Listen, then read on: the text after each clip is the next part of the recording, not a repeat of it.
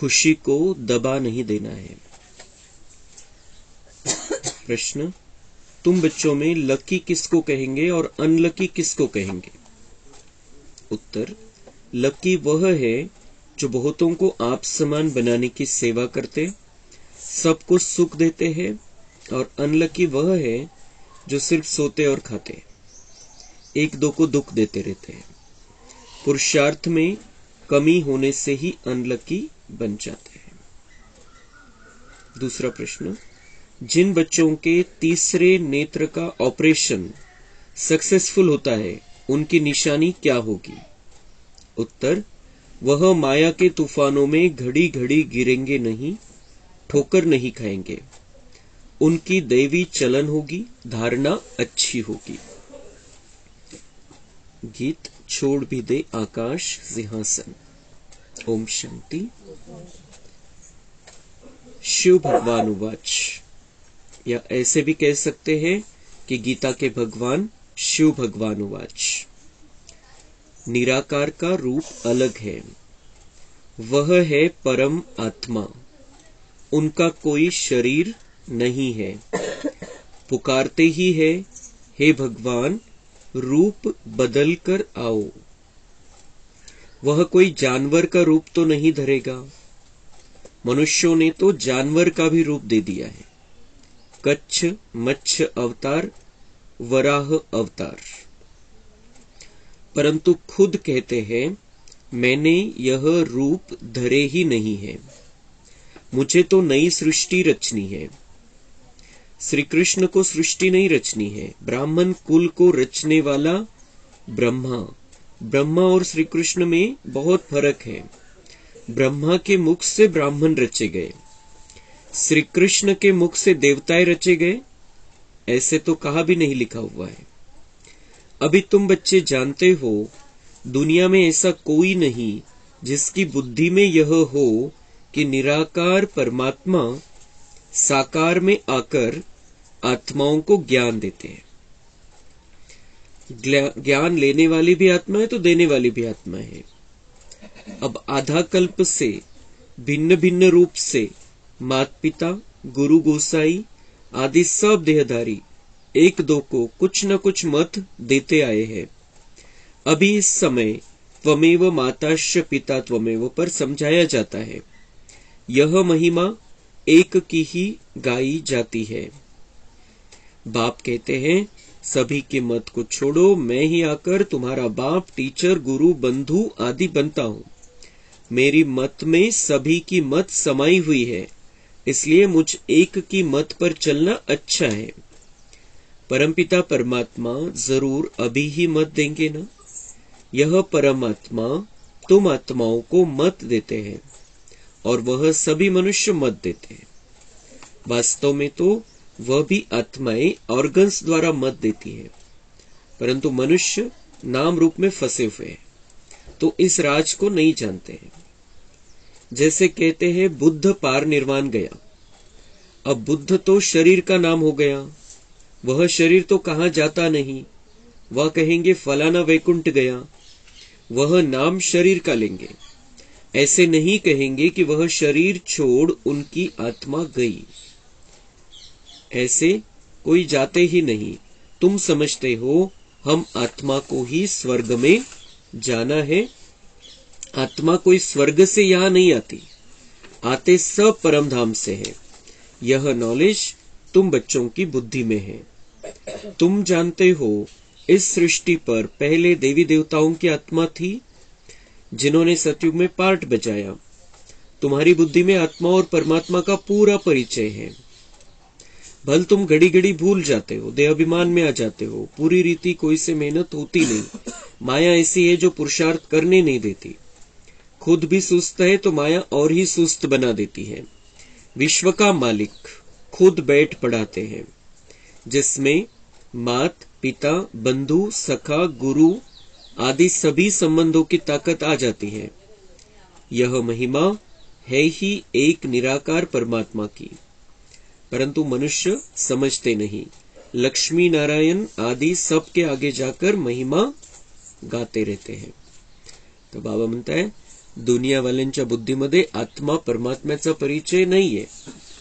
तुम्हाला स्पष्ट झालेलं आहे आत्मा काय, परमात्मा कौन है. आत्मा कहां से आती है? हर एक आत्मा परमधाम से आती है. कोई भी यहां पर स्वर्ग से नहीं आता है. हम यहां से परमधाम जाते हैं और फिर जिन्होंने पुरुषार्थ किया है वो स्वर्ग में आते हैं. इथून कोणतेही देवी देवता किंवा कोणताही धर्मस्थापक स्वर्गामधून इथं नाही आलेला आहे. कोणतेही अवतार दाखवलेले स्वर्गामधून इथं नाही आलेले. किती मोठी गोष्ट आहे. स्वर्ग से नहीं आए हैं वो सब जो भी कोई यहां पर आया है, जिसका किसी का भी पार्ट है, राधे कृष्ण, लक्ष्मी नारायण, राम सीता या कोई भी धर्मस्थापक, किसी भी धर्म के कोई भी धर्मस्थापक, कोणीही वैकुंठामधून इथं नाही आलेलं आहे. स्वर्गामधून इथं नाही आलेलं आहे. कारण स्वर्ग असतोच 1250 वर्ष. त्यानंतर सेमी स्वर्ग, उपस्वर्ग असतो 1250 वर्ष. आणि त्यानंतर ही दुनिया द्वापर आणि कलियुगामध्ये कलियुग असतं या दुनियेमध्ये. तर स्वर्ग नाहीच आहे. तर स्वर्गामधून कोण येणार, कुठून येणार? तो सब आत्माएं आती है परमधाम से अपने अपने समय पर और अपना पार्ट बजाती है. फिर बाबा इस समय आकर, संगम युग में आकर, कलयुग के अंत समय में आकर अपनी मत देते हैं हमें. वो अपना आकाश सिंहासन छोड़ देता है, रूप बदल कर आ जाता है, रूप बदल लेता है. ज्योति बिंदु, निराकार ज्योति बिंदु शरीर में आकर अवतरित होता है और हमें ज्ञान सुनाता है. हे कोणीही समजू नाही शकलं किंवा कोणालाही माहिती नाही झालं शास्त्र लिहिणाऱ्यांना किंवा पंडित आचार्यांना कि भगवान यहां पर आता है, यहां पर बैठकर ज्ञान देता है और उस ज्ञान के आधार से मनुष्य को देवता बनाता है. हे कुठंच कोणालाच समजलं नाही ही प्रक्रिया असेल परमात्म्याची. तो जादूनी कसं करेल मनुष्याला देवता, आणि जादूनी करेल तर मग कोणाला करेल, कोणाला नाही करेल, मग बाकीच्यावर अन्याय होऊन जाईल. त्याला निवड करायला काहीतरी तर ठेवावे लागतील, आडाके काहीतरी तर ठेवावे लागतील, पात्रतेचे निकष. असंच थोडी तो मग कोणाला बनवेल, कोणाला नाही बनवणार. आणि हे पात्रता ठरवण्यासाठी, पात्रता प्रत्येकामध्ये ती भरण्यासाठी बाबांनी हा ज्ञानाचा मार्ग ठेवलेला आहे. आणि तो मग ते ज्ञान देण्यासाठी अवतरित होतो आणि हे या ज्ञानासाठी भरपूर वेळ देतो. असं नाही की आला, एखादं वर्ष आलं आणि बस जेवढं घ्यायचं, ज्यांनी घ्यायचं त्यांनी घ्यायचं आणि संपलं. भरपूर वेळ ठेवला बाबांनी. जवळपास बाबांनी 82 वर्ष हे ज्ञान दिलेलं आहे. तसं डायरेक्ट शरीरामध्ये येऊन गुलजार दादीच्या शरीरामध्ये अंतिम वेळेला आला 31 डिसेंबर 2017. त्यानंतर बाबा नाही आला, पण ज्या वेळेला जिथं जिथं मुरली चालते अजूनही बाबांचे व्हायब्रेशन आहे, बाबांची शक्ती आहे. तो बाबा ये करा लेता है, मुरली चलाता है बाबा. तो अभी भी बाबा ने पढ़ाना बंद नहीं किया है. आना बंद किया है शरीर में, लेकिन पढ़ाना बंद नहीं किया है. और ये पढ़ पढ़कर, सुन सुनकर, समझ कर हम मनुष्य से देवता बन जाने वाले हैं. आणि याच्याशिवाय दुसरी कुठलीही सिस्टीम असती तर ती अन्यायकारक राहिली असती. ही जी सिस्टीम बाबांनी ठरवली, सगळ्यांना ज्ञान द्यायचं, सगळ्यांनी ऐकायचं, सगळ्यांनी समजून घ्यायचं, सगळ्यांनी शिकायचं, आपला आपला अभ्यास करायचा, आपला आपला पुरुषार्थ करायचा, आणि जो जास्त करेल पुरुषार्थ त्याला जास्त पद मिळेल, त्याचं जास्त भाग्य बनेल. ही सगळ्यांसाठी न्यायकारी सिस्टीम आहे. याच्यापेक्षा वेगळी कुठलीही सिस्टीम ही अन्याय करणारी राहिली असती. आणि म्हणून ही खूप सुंदर परमेश्वराची ही प्रोसिजर आहे मनुष्याला देवता बनवण्याची. आणि त्या प्रोसिजरमध्ये ती जी प्रक्रिया बाबांची चालते दर कल्पामध्ये, दर संगमयुगामध्ये, त्याच्यामध्ये आपण येतो. आपण खूप भाग्यवान आत्मे. हम भगवान के बन जाते हैं, भगवान से ज्ञान प्राप्त करने वाले, ज्ञान अर्जन करने वाले हम अर्जुन हैं. जो आत्मा रूपी सीता फंस गई थी रावण के चंगुल में, उस आत्मा रूपी सीता को बाबा ये ज्ञान देकर मुक्ति का रास्ता बताते हैं. और हम मुक्त होते होते जीवन मुक्ति की तैयारी भी कर लेते हैं, सतयुग में चलने की तैयारी कर लेते हैं. तर ही जी सिस्टीम आहे, हे जे बाबा जे करून घेतोय आपल्याकडून किंवा बाबांचं जे कर्तव्य आहे, हे सगळ्यात श्रेष्ठ, दिव्य आणि महान कर्तव्य आहे. याच्या इतकं दिव्य आणि महान कर्तव्य संपूर्ण 5000 वर्षामध्ये दुसरं कुठलंही नाही. आणि या दिव्य कर्तव्यामध्ये आपण सामील आहे. बाबा मुरली चालवतो, बाबा ज्ञान देतो आणि आपण ते भाग्यवान आत्मे जे ज्ञान प्राप्त करतो आणि देवता बनतो आपण. तर ही महाशिवरात्रीच्या निमित्ताने आपण अजून पक्क करून घ्यायचंय कि हम कितनी महान आत्माएं हैं, हमारा कितना ऊंचा भाग्य है. सबके मन में ये बातें नहीं आती है, नहीं बैठती है, उनके मन में नहीं आता है कि हम भगवान के पास जाए, भगवान की बातें सुने. हम कितनी महान, श्रेष्ठ और दिव्य आत्माएं हैं जिनको ये महसूस होता है कि ये भगवान का कार्य है, ये भगवान के महावाक्य है और मेरे से मिस न हो जाए. भगवान के महावाक्य है और वो भगवान मेरे कल्याण के लिए अपनी मत दे रहा है.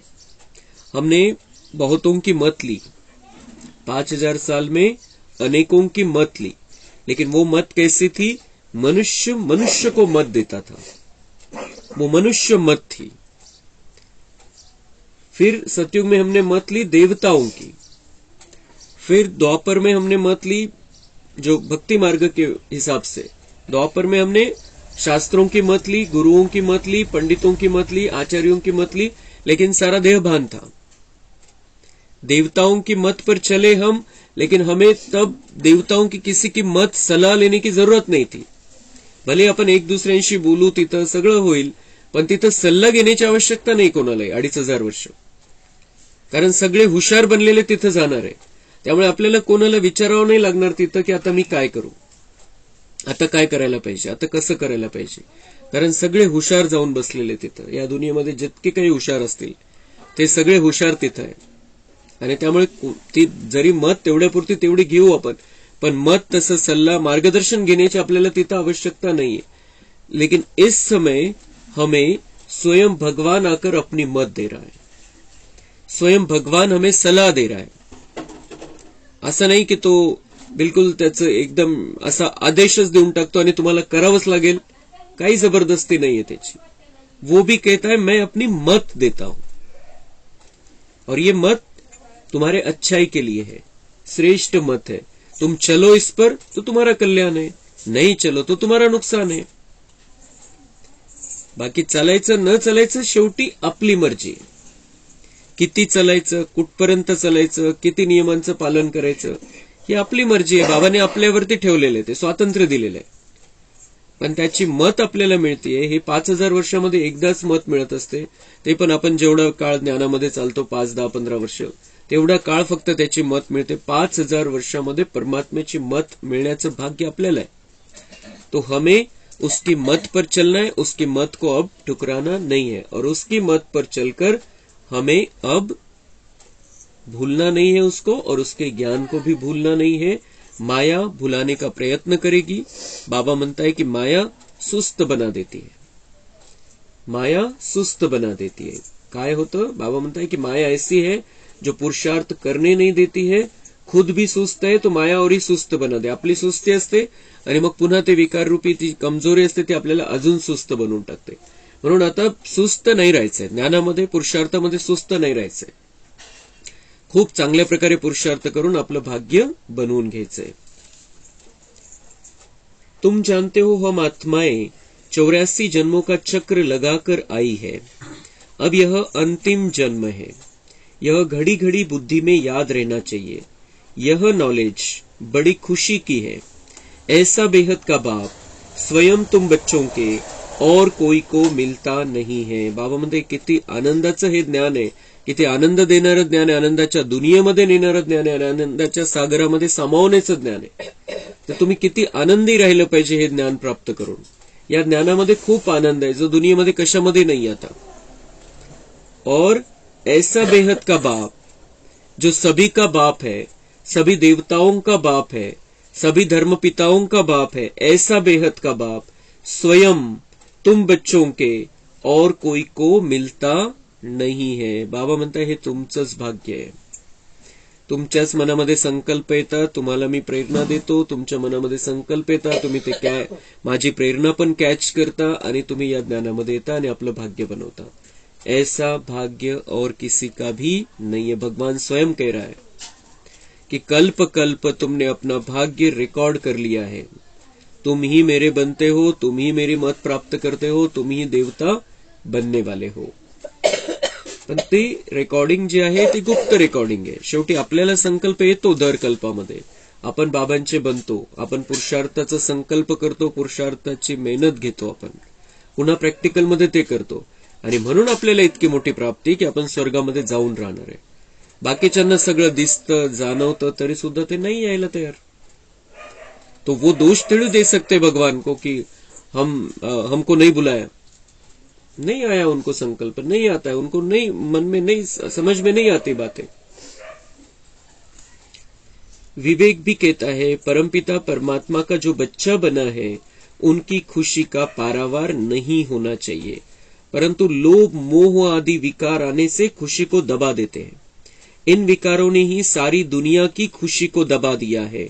तुमको तो घर बैठे बाप आकर मिला है, भारत में आए हैं, भारतवासियों का तो भारत घर है ना, परंतु आएंगे तो जरूर एक घर में, ऐसे तो नहीं घर घर में आएंगे, फिर तो सर्वव्यापी हो गया.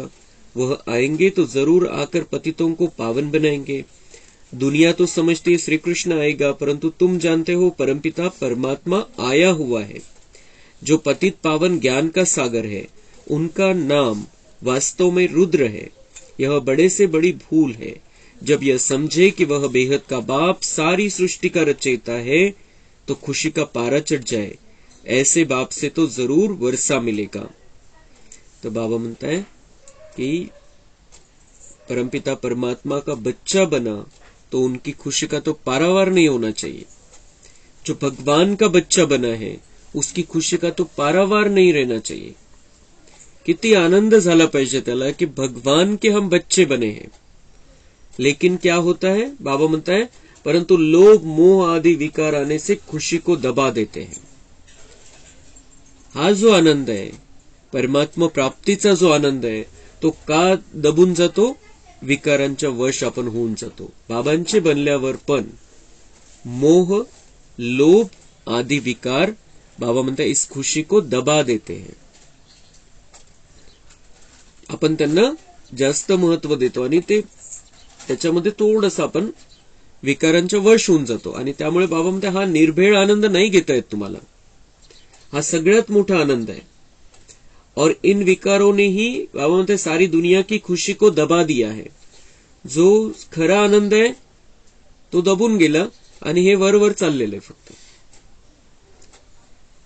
तुमको तो घर बैठे बाप आकर मिला है. असं नाही की आपण खूप मोठ्या तपस्येमध्ये बसलो होतो आणि मग खूप आपण वर्षानुवर्ष तपस्या केली, खडतर तपस्या केली, आपण अन्न पाण्याशिवाय राहिलो 10 वर्ष 20 वर्ष 50 वर्ष कुठेतरी जंगलामध्ये जाऊन, आणि मग एकांतामध्ये होतो, मग आपल्याला बाबा भेटला. असं नाही. बाबा म्हणते घर बैठे मैं मिल गया हूं तुम्हें, घर बैठे मिल गया. किती सहज मिळाला बाबा. और वो उसको अच्छा नहीं लगता है बच्चे कुछ कठिन करे मुझे प्राप्त करने के लिए, उसको नहीं अच्छा लगता है. इसलिए वो सहज ही आकर हमें मिलता है. असं नाही की आता त्याने त्याची आपल्यावरती नजर गेली, मग आपल्याला काही संकल्प येईल, आपण आता कुठेतरी जाऊन जंगलामध्ये जाऊन बसावं, आपण कुठेतरी जाऊन तपस्या करावी, मग तो 10-20 वर्षानंतर दर्शन देईल. त्याची बिलकुल त्याला नाही असं वाटत की बच्चांनी कुठल्याही प्रकारची कठोर मेहनत घ्यावी, आणि म्हणून तो सहज मिळाला. आणि तो इतका सहज आहे, इतका सहज मिळतो, म्हणून दुनियावाल्यांना विश्वास नहीं बसत कि भगवान ऐसे कैसे मिल जाएगा, उनको नहीं बैठता है. लेकिन हमारा भगवान तो इतना भोला है, बहुत भोला है, बहुत प्यारा है, दया का सागर है, प्यार का सागर है, और वो ऐसे ही मिलता है. वो घर बैठे ही मिल जाता है. हम जहां भी हैं, जिस भी कोने में है दुनिया के, उसकी नजर हमारे पर जाती है, हमें कहीं ना कहीं से प्रेरणा मिल जाती है, कुछ न कुछ बात निमित्त हो जाती है और हम उसके बन जाते. बस एवढंच. बाकी कुठली मेहनत नाही. जी काही आपण आणि इतकी ऋषी मुनींनी जी तपस्या केली त्या टाईपची मेहनत पण आपण नसेल घेतली. आपण फक्त भक्ती केलेली, आपण त्याचे सच्चे भक्त आहे.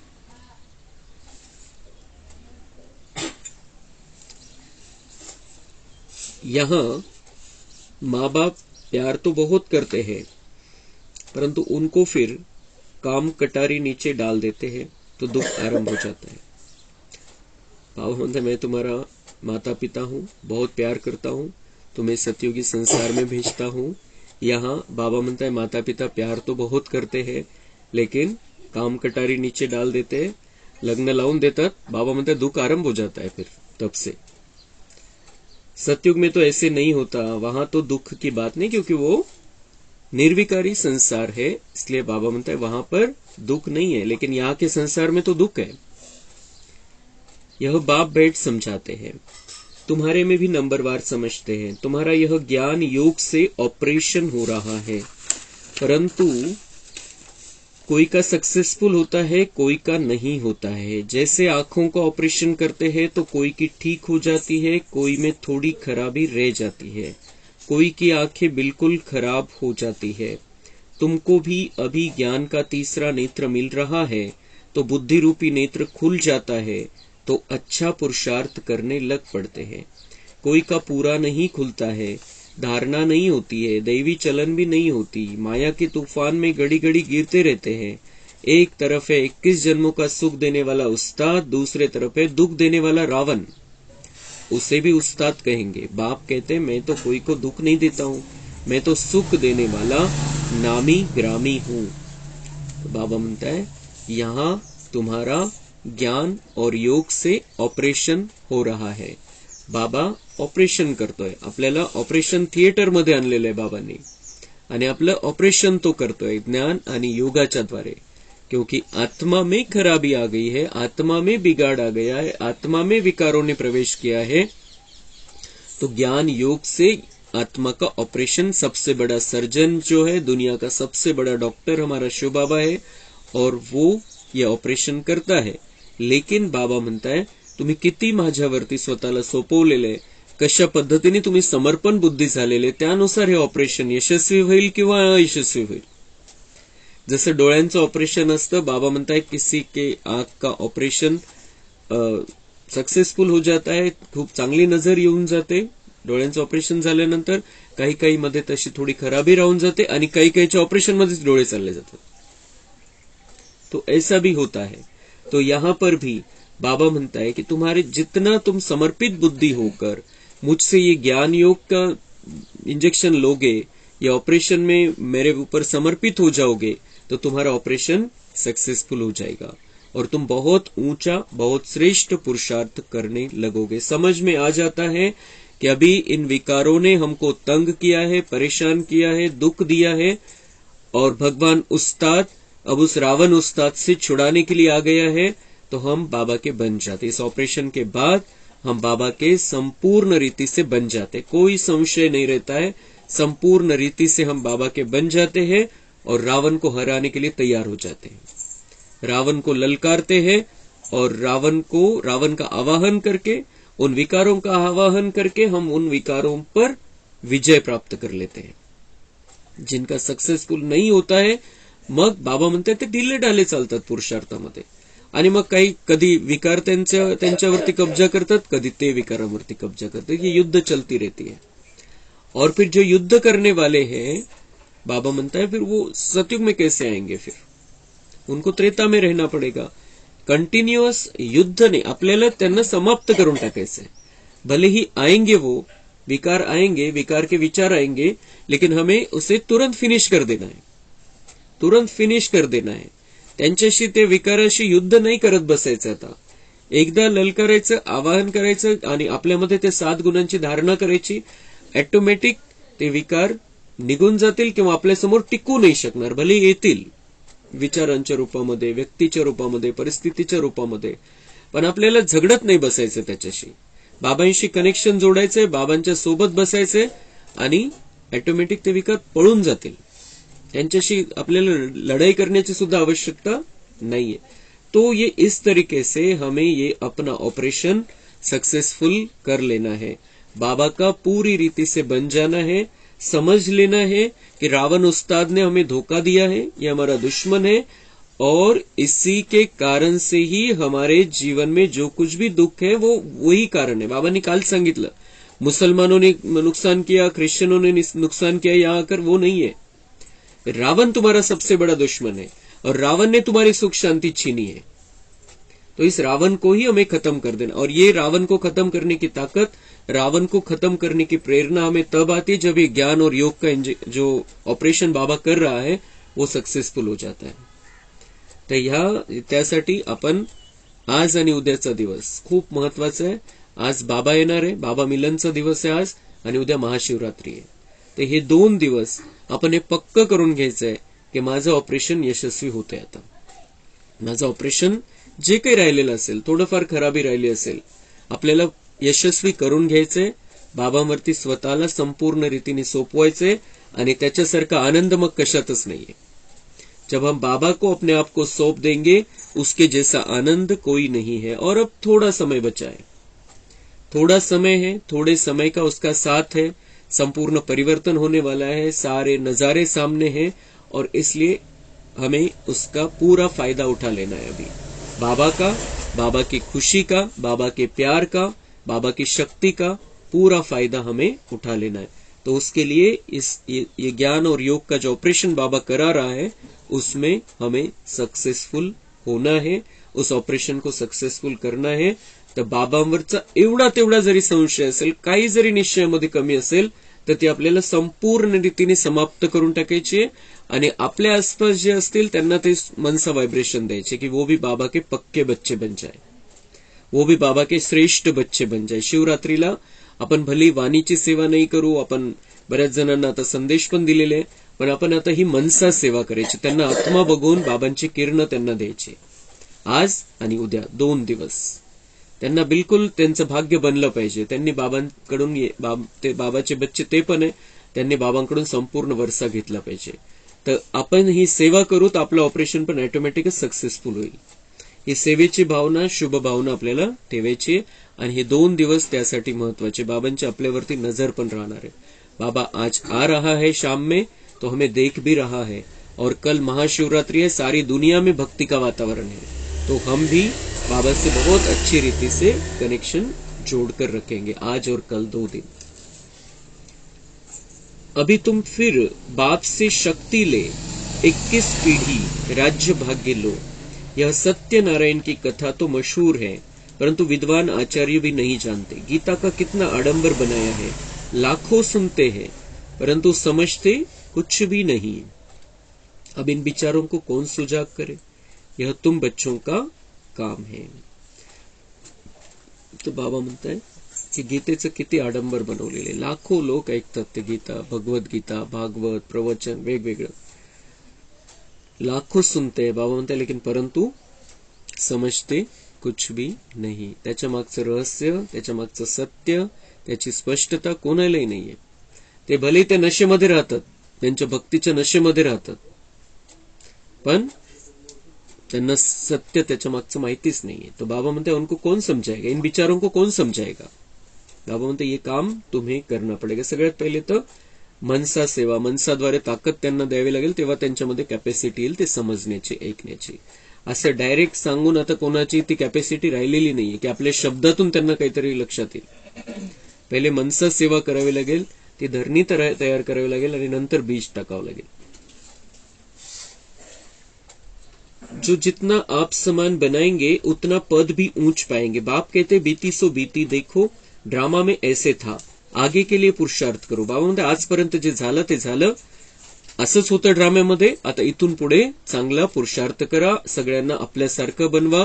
तुम्ही जो वारसा हक्क प्राप्त करताय, सगळ्यांना पण तो अधिकार आहे, तर तुम्ही आता इथून पुढे तसा पुरुषार्थ करा। स्वतःही भाग्य बनवा स्वतःचं पण, आणि दुसऱ्यांनाही प्रेरणा द्या। भले आपल्याला दुसऱ्या कोणत्या पद्धतीने नसेल देता येत, आपण प्रेरणा द्यायची त्यांना आपल्या मनसा शक्तीद्वारे, वाइब्रेशनद्वारे, शुभ भावनेद्वारे। अपना चार्ट देखो, इतने समय में क्या धारणा की है। कोई 25-30 वर्ष के, कोई 1 मास के, कोई 7 रोज के बच्चे, परंतु 15-20 वर्ष वालों से गैलप कर रहे हैं। वंडर है ना। या तो कहेंगे माया प्रबल है, या तो ड्रामा पर रखेंगे, परंतु ड्रामा पर रखने से पुरुषार्थ ठंडा हो जाता है, समझते हमारे भाग्य में नाही है। बाबा म्हणते मग धारणेची गोष्ट, काय धारणा केली, किती धारणा केली, काय राहिलेलं आहे, किती कोणती कमी आपल्यामध्ये, हे चेकिंग करा। असं नाही की मला 25-30 वर्ष झालेले, मला 15-20 वर्ष झालेले, वर्षावरती काहीच नाहीये। बाबा म्हणताय पीछे से आने वाले भी आगे चले जाते हैं। 7 रोज का बच्चा भी, 1 साल का बच्चा भी आगे जा सकता है। तो बाबा म्हणता है अभी कितना वंडर है। बच्चे बाबा म्हणता या तो कहेंगे माया प्रबल है, या तो ड्रामा पर रखेंगे। 2 गोष्टी जे पुरुषार्थामध्ये ढिल्ले त्यांच्याकडे 2 गोष्टी, 2 कारण आहे। माया प्रबल है, माया बहुत शक्तिशाली, बाबा भी कहता है माया खूप शक्तिशाली, माया उस्ताद है, बाबा भी कहता है। हे कारण बच्चांना भेटून जातं की माया तर किती किती, बाबाच म्हणतो की वो पहलवान बन गई अभी। मग माया इतकी शक्तिशाली, मग मला माझी शक्ती अजून कमी पडतीये। पण बाबांनी सांगितली माया कौन है, माया हमारे अंदर की कमजोरी है वो, और जितनी हम बाबा की शक्ति अपने अंदर लेंगे उतना ये माया ढीली पड़ जाएगी, खत्म हो जाएगी, भस्म हो जाएगी। तो माया प्रबल है, या दूसरा फिर ड्रामा पर रखेंगे कि ड्रामा में जो है वैसा होगा। बाबा ने तो बताया ड्रामा फिक्स है, एक्यूरेट है, मिनट मिनट रिपीट होता है वैसे कि वैसा। तो बाबा म्हणते हैं ये ड्रामा पर रखते हैं, जिनका ढीला पुरुषार्थ है वो ड्रामा पर। ड्रामा हमें अपना बनाना है, पुन्हा प्रैक्टिकल मध्ये बनवायचं है आपल्याला ड्रामा। पीछे जो हुआ, 1 सेकंड पहले जो हुआ वो ड्रामा, लेकिन अभी तो हम संकल्प कर सकते हैं। अच्छा, कोणी थांबवलेलं आहे आपल्याला चांगला संकल्प करण्यापासून, पुरुषार्थासाठी श्रेष्ठ संकल्प करण्यापासून कोण थांबवू शकतं आपल्याला?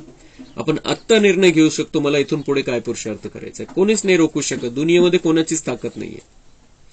तो हम कैसे कह सकते हैं कि ड्रामा समझकर हम कैसे बैठ सकते हैं? आत्ता कोण रोकू शकतं आपल्याला संकल्प करण्यापासून? आणि संकल्प केला, दृढ संकल्प केला, तेवढंच हिम्मत पाहिजे बाबांना। हजारों भुजाओं से तो बैठा है, तो इसलिए बाबा म्हणते ये 2 कारण कभी नहीं देना। एक तो माया प्रबल है और ड्रामा फिक्स है। ये कारण अपने पुरुषार्थ के लिए नहीं देना, अपनी स्थिति को अचल अडोल रखने के लिए ये 2 कारण बाबा ने हमें दिए, लेकिन अपने पुरुषार्थ का बहाने के लिए कारण नहीं दिए बाबा ने। तुम सब लकी स्टार्स हो, तुम्हारी भेंट ऊपर के स्टार्स से की जाती। बाबा म्हणते तुम्ही सगळे भाग्यवान सितारे, आणि तुमची तुलना वरच्या त्या सिताऱ्यांशी केली जाते। तुम सृष्टि के सितारे हो, वह तो सिर्फ रोशनी देते हैं। म्हणते तुम्ही या दुनियेला रोशन करणारे, दुनियेला ज्ञानाच्या प्रकाशामध्ये आणणारे तुम्ही सितारे, ते तर फक्त रोशनी देतात, तेवढ्यापुरतं उजेड पाडतात।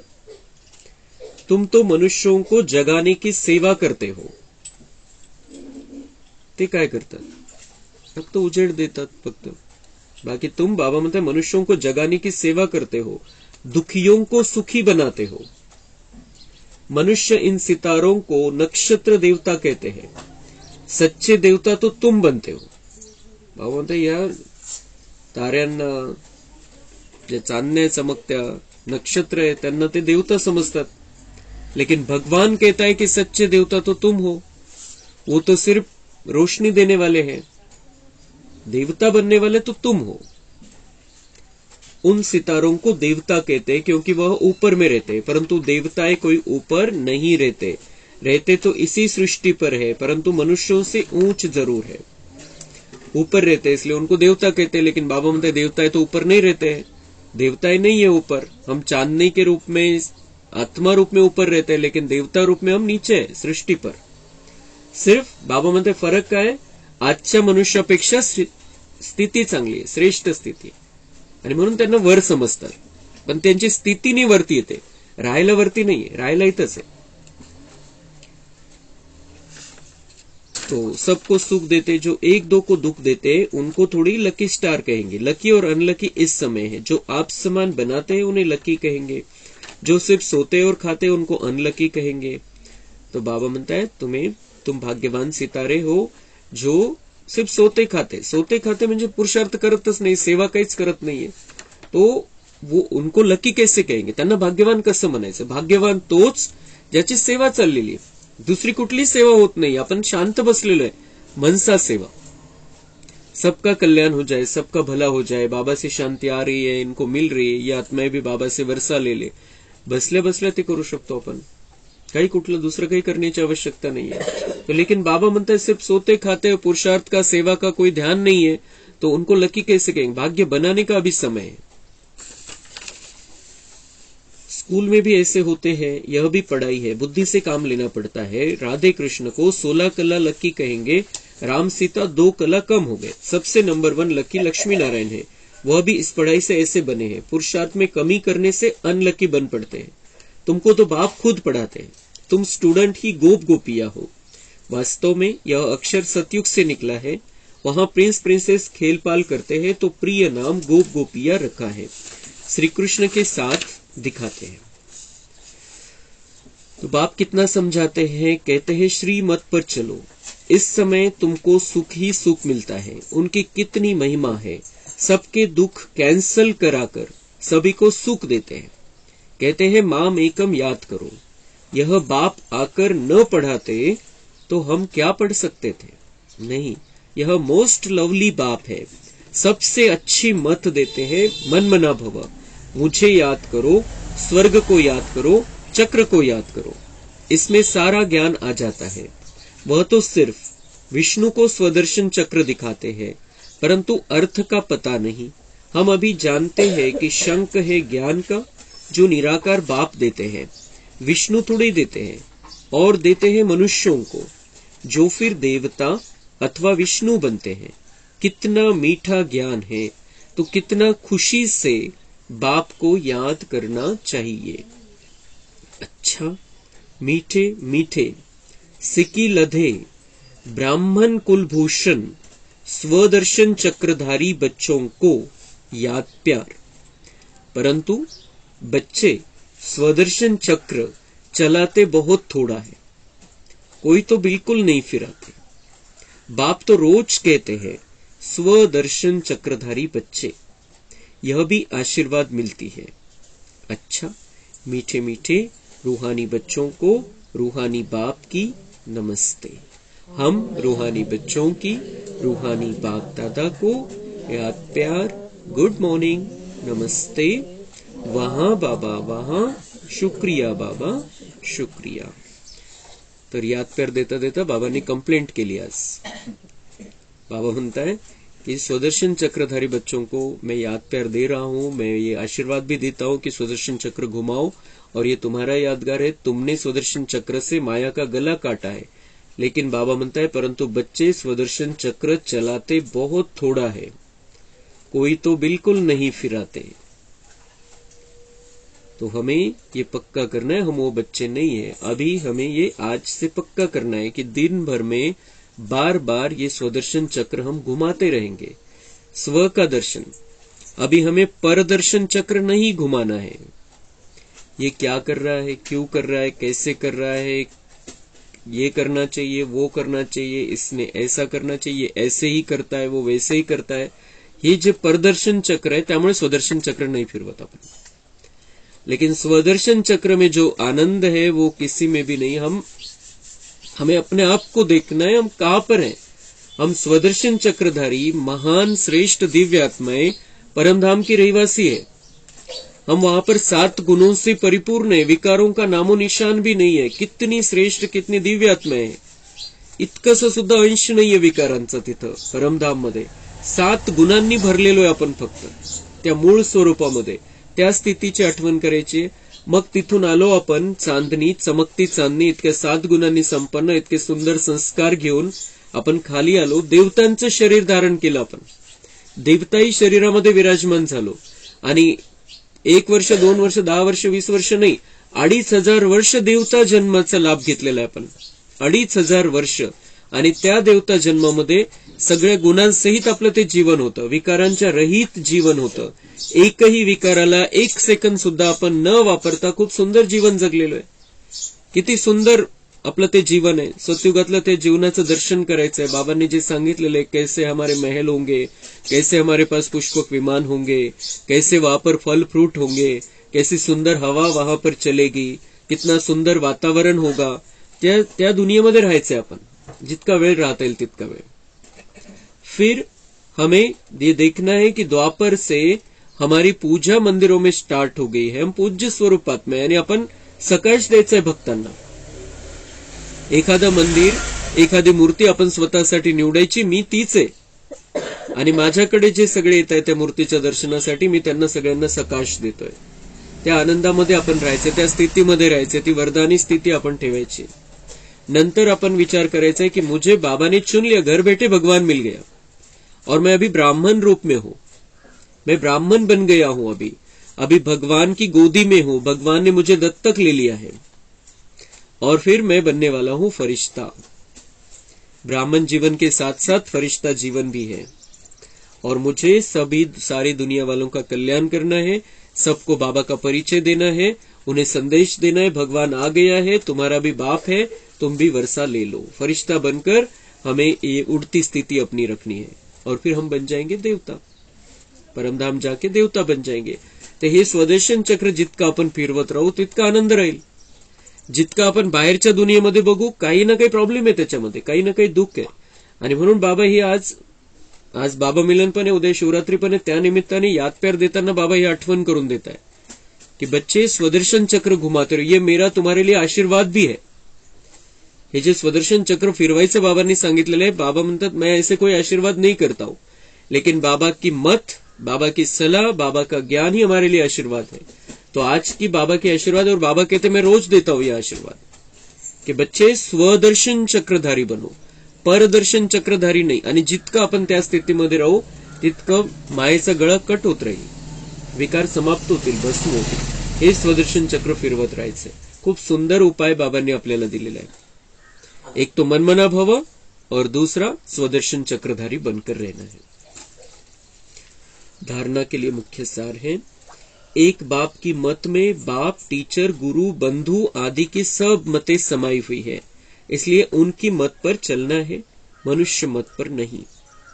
बीती को बीती कर पुरुषार्थ में गैलप करना है, ड्रामा कहकर ठंडा नहीं होना है, आप समान बनाने की सेवा करनी है. वरदान, शांति की शक्ति द्वारा सर्व को आकर्षित करने वाले मास्टर शांति देवा भव. जैसे वाणी द्वारा सेवा करने का तरीका आ गया है, ऐसे अब शांति का तीर चलाओ. इस शांति की शक्ति द्वारा रेत में भी हरियाली कर सकते हो, कितना भी कड़ा पहाड़ हो उसमें भी पानी निकाल सकते हो. इस शांति की महान शक्ति को संकल्प, बोल और कर्म में प्रैक्टिकल लाओ तो मास्टर शांति देवा बन जाएंगे. फिर शांति की किरणें विश्व की सर्व आत्माओं को शांति की अनुभूति की तरफ आकर्षित करेगी और आप शांति के चुंबक बन जाएंगे. स्लोगन है, आत्माभिमानी स्थिति का व्रत धारण कर लो तो वृत्तियां परिवर्तन हो जाएंगी. अव्यक्त इशारे, आप सबका पहला पहला व्रत व प्रतिज्ञा है कि मन, वाणी और कर्म में पवित्र रहेंगे. एक बाप दूसरा न कोई, यह व्रत सभी ने लिया है, तो सदैव इस व्रत को स्मृति में रखो. स्मृति से कभी वृत्ति चंचल नहीं होगी. प्रवृत्ति, परिस्थिति व प्रकृति के कोई भी विघ्नों वश नहीं होंगे. अच्छा, ओम शांति. कम बोलो, धीरे बोलो, मीठा बोलो, सत्य बोलो, सोच समझ